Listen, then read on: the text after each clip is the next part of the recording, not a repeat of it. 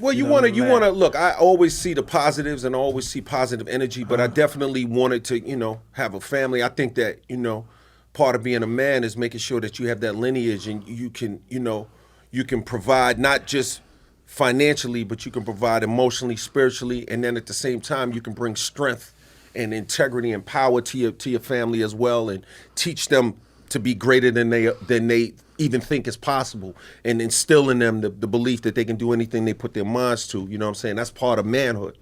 Part of being a real man is, not just taking care of your family, but instilling the values and that spirit in your kids that tells them that they can take their lives to the highest levels possible.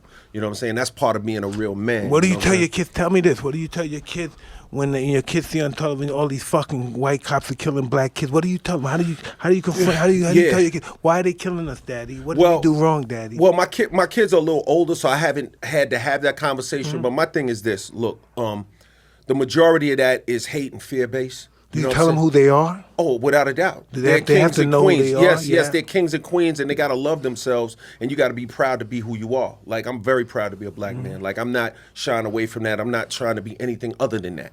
You know what I'm saying? When I walk in the room, I'm a black man. At the same time, I'm not going to be defined by that. In other words, like, I don't see a white guy and say, okay, well, there's an automatic separation, but I know who I am. And I'm proud of who I am. You know I was taught my consciousness supersedes my color, someone told me. Well, without a doubt. And your character, right? Yeah. Martin Luther King talked about that. And your spirit. Spirit is beyond all of that. But when you talk on an earthly level, you got to know who you are. And you got to know your identity. And you got to be willing to, handle that straight up. So what I would say when I think about what's going on with the police and, the bad cops, you know what I'm saying? Not all of them, but the bad ones that are doing that, that's fear and hate. You know what I'm saying? You got some people that are so concerned with, they just believe that they're dying. They believe that they're going away. They believe that they don't have a future. So they want to stop others. You know what I'm saying? I believe that. You know what I mean? I believe that. Yeah. You know what I'm saying? Like, it's like, the whole idea of... peep game, right? I watch YouTube a lot. I'm a junkie, right? So I watch YouTube and I notice this cop comes over. He pulls this black kid over. He pulls him out, smacks him, throws him in the fucking car, right? Right. I'm thinking this is just a racist ass cracker, right? Right. That's cool. I'm accustomed to that. This is interesting. This is show business. I'm watching this. He smacks him, but he still looks around. He's got the guy in the car, but another car comes out. He goes in the car. He grabs the car. The young white girl. He grabs out. He smacks. Then he grabs the black guy. Get the fuck out. And he said, "What? It's his daughter." Oh wow. It's his daughter. So I'm like, whoa, right? Wow. And I'm saying that's the biggest fear. Well, yeah, of course. Well, that's the whole idea, right? Like, I mean, let's be real. The real story that no one's talking about with the the abortion thing. Like, I believe women should have the right to choose what they want. Time. But let me tell you, but the women should definitely have. Look, it's her body. Let her choose what she wants, right? Yeah. If I was a woman, you're gonna tell me to have your baby, motherfucker. Yeah. You crazy? But that being said, I think that's really about what that's really about is white supremacy. It's like a belief that our race is going to go away if we let these women have abortion. No, check this out. This is interesting. Exactly. So hopefully a whole bunch of brothers don't go running down to Alabama. No, listen. Let's go get some white girls in Alabama. That's not. Listen, no, that's not. That's not going to happen. That's not going to happen. No, what's going to happen? They're going to come up here and say, "No, we need some black men." Because the fact is, why do they have in the white neighborhoods they have these drugs that make you have baby? What's that called again? Oh, Plan B? No, to give you baby, to inject you with fertility drug. In the black neighborhoods they have Planned Parenthood. Yeah. They don't have Planned Parenthood in Beverly Hills. Are you fucking crazy? Right. That's interesting. No, it's just in Monaco, France. They don't have it out there. Planned Parenthood. They want to have babies because the rate is decreasing. Right. And minorities multiply like rabbits. These guys are dying with disease, AIDS, syphilis, and they have fucking babies all day, every day. Well, I think what I mean. So you see what I'm saying? These people are sick and having babies. These people are healthy and can't have babies. No, I think it's exactly what you guys are saying. How you think we get all these diseases in our community? But I think stop babies. But I think the key though, the whole thing is at the end of the day, it's just fear. You know what I'm saying? At the end of the day, we all have fear. This is a fear-based world. But that particular thing is you have people that are making decisions based in fear. We all have fears, but the difference is when you're courageous, you have fear and you move forward anyway, right? Because you're courageous. So even though you feel the fear, you can move forward. Whereas you have some people that are making their decisions based on fear. Yes. And when they make their decisions based on fear, that creates situations like, women aren't allowed to have abortions and, and a disregard for the female spirit. Yeah, You see what I'm saying? absolutely. So I think that whole, white supremacy thing is kind of fueling that. You know what I'm saying? It's kind of fueling that underneath. Yeah. And it's not something that anybody's ever probably going to admit unless you go to some certain websites online. They're not going to admit it, but I feel like that's supremacy fueling has such an effect on us. Yeah. Since we bringing up that has such an effect on us. White supremacy. It has such an effect on us that we think in a white supremacist perspective. I know what you mean. Right, Well, if you've been programmed. We are programmed. Yeah, yeah. We're programmed So right you now. have to- I don't care how conscious even you mean. We're programmed. We are young them. black We are But you gotta them. kids in break. You gotta break it down. America That's why. yeah. That's We why. are them. We are that's them. why- Don't that's think why- we ain't these That's why. Europeans. That's We are why them. when the Bible says, "Be ye strengthened by the renewing of your mind," and you can even say that reading the Bible is programming. And yes, we are programmed. But Yeah. the thing is, what kind of mind do you have? Do you have a mind that can go outside of the normal paradigms? Do you have a mind that can break out beyond whatever parameters that have been set for you, so that you can see things differently? Because it's the whole idea of like deja vu is seeing something that something new that seems familiar, and then there's vujade, right? Seeing something familiar in a new way. You know what I'm saying? And my thing is that, so what we have to do is we have to look. Vujade. Yeah, you got to see things, familiar things in a new way. So there's dude. their programming. There's the people that want to teach you to hate yourself, self-hate. Exactly. People but you got to Yeah. see things in a new way, familiar things in a new way, so you can go beyond that. You know what I mean? I look at this is what I think when you say I look at this. I think this like I might be a weird nigga. I go like this, right? I was doing some research on this guy. What was his name? He was down with he was Dumas. He was down with Napoleon. Alexander Yeah. Dumas, the Black General. Yeah, he was the down Black with, Count. Yeah, he was down with Yeah. Dumas, but Yeah. he was down with Napoleon, but he was down with Louis the 13th first before he died. They killed him and his wife. What was her name Yeah. again? Antoinette. Yeah, Marie Marie Antoinette. Before they Antoinette. killed- he was down with that crew too. And so I said, wow, this is interesting. A black motherfucker was down with Napoleon and these guys. And his Yeah, history, yeah. his history of his family, he's a Haitian guy originally. Yeah. But the thing is, right, I said, well, I'm interested. I want to know about this guy. So I look at him.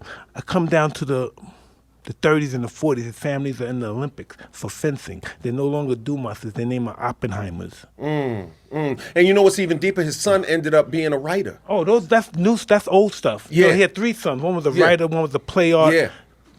Playwright. Frith. It was Alexander Dumas Frith. I think it was Alexander Dumas, maybe Junior. But it was three or four of them. The son was Very one famous of the sons family. was the one who wrote all the plays, Yeah, Alexander yeah, Dumas. yeah. But the father, he was the a Black general. Count. He was a general in The Napoleon's Count of army. Monte Cristo is his story. It's based on him. It's based on his dad? The Black Count. There's a book out called Wow. The Black Count that really talks about the Alexander Yeah. Dumas, the general. I read that book. And yeah, I read it too. The Black It Count. was the Black Count, and it's an unbelievable story about this guy who was a general, a black general in Napoleon's army. And when I say a general, he had a whole division. And he was like unbelievable, and he'd rush into battle with a sword and fuck everybody up. And he was, he was smart so listen, too. Now you say that though, but then you go down history and we get back into the 20th century. Now his family are in the Olympics and they're fencers. Right? Isn't that a trip? That So is. they had the bloodline. He's a general with a sword, leading with a sword. Now they're fencing champions in Yeah. the Olympics. Yeah. He was. I hope someone want to be on the show. I hope someone hear me calling the Oppenheimer family that's related to him, the Yeah. Dumas family. I wish they Yeah. hear me on my iPod and come down. Yeah. And He got join. I put hope in you call prison me. towards the end too. They betrayed him. Oh yeah, He ended Napoleon up- yeah. betrayed him. Yeah, Really? He was betrayed. jealous. He was Yeah. jealous of him. He was jealous of those Haitian revolutionaries too. Yeah. Dessalines and what's the Toussaint L'Ouverture. He was so jealous Yeah, of him. He was such a Toussaint. little small guy, and they were so Yeah. massive, Yeah. vitality. Yeah, he was so Toussaint. jealous of them. Toussaint L'Ouverture was very crafty and clever. Yes. He was very clever and crafty. But he made a mistake by trusting his white slave masters. That's one thing he would never hurt them. And there was Yeah. this guy named Sertonix that was saying he was a white guy, but he said kill all the whites, and he wouldn't do that. He liked the white people that treated him nice. He wouldn't kill them. And Sertonix said you're going to pay for that. So Napoleon had, I want to have a meeting with you. So he got on the boat to go have a meeting, and they lied and they put him in chains and he starved him to death. And one of the worst mistakes, the worst mistake you can make, and I always tell my team this, the worst mistake you can make is one from kindness. Oh, absolutely. You know what I'm saying? Listen. That's Say the it worst. again. The worst mistake you can make is one out of kindness, trying to be nice. Because Yeah. if you didn't know, if you're ignorant, that's one thing. If you're stupid, that's one thing. If they fool you, that's another thing. But to make a mistake Yeah. trying to be Kind. nice, Yeah. Oh, you feel? Oh, you. That's Oh, fucked up. shit. Yeah. Shit, there's nothing worse than that. That's the worst. Yo, make a I mistake feel out of that, kindness, for sir. sure. You know. Peace comes. War dictates peace. Yeah, it does. It's always been that. War is going to dictate peace. It does. It does. And now here's the thing though. War does it can definitely set up peace, but it doesn't necessarily always have to be physical war. Sometimes absolutely. it can be psychological and mental, but war does precede peace. It's the war we going on right now. It's scary because right now minorities are starting to figure things out with this stuff. Yeah, with the internet. We're starting to figure things out. We're starting to figure out how we got here, who we were. If you ever do the history of what are those women called mulatto women? If you do, you become a bitter motherfucker. And really know the history of mulatto women and what they did in New Orleans and how they treated them and what they did. Creole women. Yeah, and how these people had families. And when it was time to have their fucking, what if they had their orgy balls and stuff, you have to leave your family and go and participate in the orgy ball. You know? Yeah. And then go back to your husband and your family like nothing ever happened. Yeah. Well, that's dark. Yeah, No, but I didn't say- power dictates the rules, man. Exactly. And that's why the world is really frightening now because we're getting the consciousness of power. It's getting ready to change. We change in the listen, we're getting ready to change the way we eat food. The way we eat food is about to change. The way we smoke cigarettes are about to change. You know what I mean? We're gonna live longer, and that's gonna be even frightening. More frightening. For some. Yeah. For some. Oh no, the power of the bee is gonna be more frightening unless they control the people that's living longer. Yeah. But look, at the end of the day, there is room for, I think, certain forms of reconciliation and love. Love is a key factor in all of this, right? Like, don't get me wrong. I'm not saying that you put love in there and you're gonna love your way through a war. I'm just saying that love has a place. You know what I'm saying? And it's not only about division. It's not only about fear. It's about faith. It's about believing in yourself. It's about seeing the beauty and the character of other people too, because we always must remember that even with everything that we're talking about, there are always people on both sides that are trying to come together. It's not always a bunch of people trying to separate themselves from each other. There's always people on the other side who are saying, you know what, I love you the same way you love me, and we have to remember that. Because if not, we'll speak division into our world, and it will only end up crumbling into a seeping pool of negativity. How do you define love, though, in that Well, perspective? I think love, it's funny, it's that old saying, right? Like if you're in the desert, love is water, right? If you're on a freezing mountaintop, love is heat. Love is the appropriate response, you know what I'm saying? But it's, there's a difference between, it's not always romantic love and it's not always nice love. I'll give you an example. If you're in the Civil War and you know the level of medicine, love is sawing a guy's leg off. Because, by sawing your leg off, I'm giving you the best chance to live. Yeah. So love is not always pleasant, but love is a real thing. Love is real. It's not always pleasant, but love is appropriate. Love is the appropriate response in the moment. You know what I'm saying? Love could be, doing away with one enemy for the greater good of our society. Love can be many things, That's what love is. So why is it called love, you think? Well, I think those are just English words, right? Those are terms. I mean, you get back to, there's all kind of love. You go back to the ancient Greek and you have like different forms of love that they talk about: romantic love, love between family love, but there's different, I think, terms. Like you can make finer distinctions in the category of love, but ultimately, love is what's needed. You know what I'm saying? It's total commitment. Pretty much. It is. It's total commitment to the appropriate and necessary thing, whatever that thing is. I think at the moment, total commitment. I think that's to what love it is. Yeah. Total commitment. There's an ineffability of the energy of it, of the power. It's something you can't really put into words. Yeah. True. Yeah. What you're talking about, Al. What I'm talking. Love. The love that can carry people through a war. The love that can. Love of country. Love of country. Love of family. What you're doing. Love of yourself. Well, it goes back to that, and just to flip it, but it goes back to, I don't know, it was a courtroom proceeding, and someone had asked this judge, he said, it's like kind of like porn. You can't really describe it, but you know it when you see it. You know what I mean?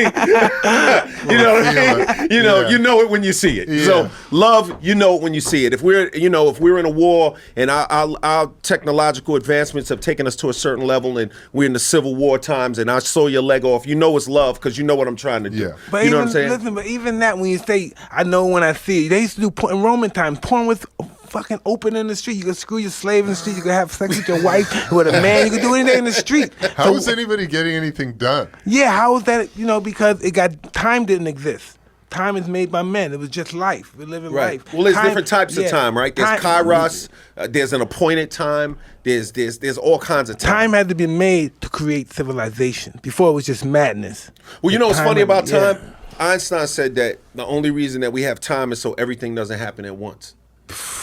And I thought that was a very interesting way of looking at it. Because if there was no time, everything would happen at once. You know what I'm saying? So I thought that was interesting. You know Yeah, what I'm that's saying? interesting. No, You know? time Yeah. is perspective and perception. That's true. You That's know? absolutely, because what did they say? If you're holding your favorite woman, time moves really Slow. quickly. But if you Right. put your hand on a hot frying Feels pan, like time forever. feels like forever. Yeah. Yeah. So time is relative, and there is a certain you feel what I'm saying? Yeah, the relativity yeah. of it. Yeah, it's crazy. Absolutely. Yeah.